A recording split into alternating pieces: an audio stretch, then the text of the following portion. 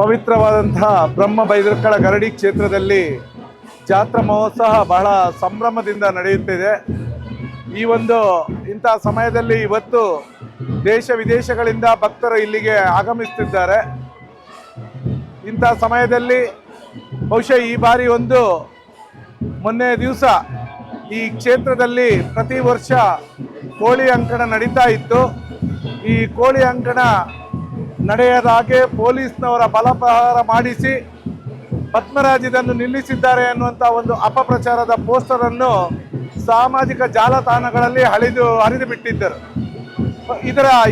ಈ ಕೋಳಿ ಅಂಕಣದ ಬಗ್ಗೆ ಇದನ್ನು ಮಾಡುವುದನ್ನಾಗಲಿ ನಿಲ್ಲುವುದರಲ್ಲಾಗಲಿ ನನ್ನದು ಯಾವುದು ಕೂಡ ಪಾತ್ರ ಇರಲಿಲ್ಲ. ಈ ಥರ ಅಪಚಾರ ಮಾಡಿ ತೇಜೋವಧೆ ಮಾಡಿರುವಂತಹ ಕೆಲಸವನ್ನು ಮಾಡಿದಂತಹ ಯಾರು ವ್ಯಕ್ತಿಗಳಿದ್ದಾರೆ ಅವರಿಗೆ ಒಳ್ಳೆಯ ಬುದ್ಧಿಯನ್ನು ಆ ಬ್ರಹ್ಮ ಬೈದರು ಕರುಣಿಸಬೇಕಾಗಿ ವಿಶೇಷ ಪ್ರಾರ್ಥನೆಯನ್ನು ಈ ಕ್ಷೇತ್ರದಲ್ಲಿ ಇವತ್ತು ಸಲ್ಲಿಸ್ತೇನೆ ಅನ್ನುವಂಥ ಮಾತನ್ನು ನಾನು ಹೇಳಿದ್ದೆ.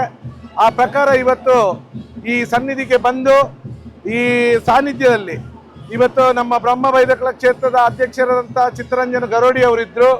ಹಾಗೆಯೇ ಆಡಳಿತ ಸಮಿತಿಯ ಟ್ರಸ್ಟಿಗಳಾದಂಥ ದೇವರಾಜ್ರವರು, ಚಂದ್ರನಾಥ್ರವರು, ಹಾಗೆ ಅರ್ಚಕ ವೃಂದದವರು, ನಮ್ಮ ಕುದ್ರೋಳಿ ಕ್ಷೇತ್ರದ ಅಧ್ಯಕ್ಷರಾದಂತಹ ಜಯರಾಜ್ ಎಚ್ ಸೋಮಸುಂದರಮ್ಮರವರು, ಹಾಗೆ ನಮ್ಮ ಬಂಟ್ವಾಳ ಬಿಲ್ಲವ ಸಂಘದ ಅಧ್ಯಕ್ಷರಾದಂತಹ ಭುವನೇಶ್ವರ್ ಪಚ್ಚಿನಡ್ಕ, ಇವರೆಲ್ಲರೂ ಇವರ ಸಮ್ಮುಖದಲ್ಲಿ ಇಂಥ ಕೆಲಸಗಳನ್ನು ನಾನು ಯಾವತ್ತೂ ಮಾಡಲೂ ಇಲ್ಲ, ಮುಂದೆ ಕೂಡ ಮಾಡುವುದಿಲ್ಲ.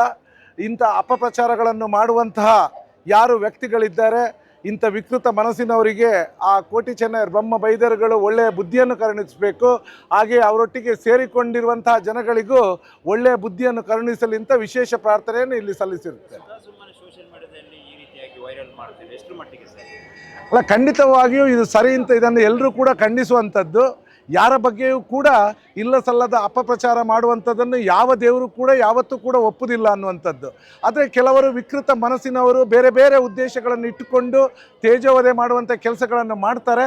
ಆದರೆ ಅವರನ್ನು ಕಾನೂನಿನಲ್ಲಿ ಒಂದು ಕಡೆಯಿಂದ ಅವರನ್ನು ಶಿಕ್ಷೆಗೊಳಪಡಿಸುವಂಥ ಕೆಲಸ ಆಗ್ತಾ ಇದ್ದರೆ ಅವರಿಗೆ ಒಳ್ಳೆಯ ಬುದ್ಧಿಯನ್ನು ಬ್ರಹ್ಮ ಬೈದರುಗಳೇ ಕರುಣಿಸಬೇಕು ಅಂತೇಳಿ ವಿಶೇಷ ಪ್ರಾರ್ಥನೆಯನ್ನು ಇಲ್ಲಿ ಮಾಡಿರುತ್ತೇನೆ. ಧನ್ಯವಾದಗಳು.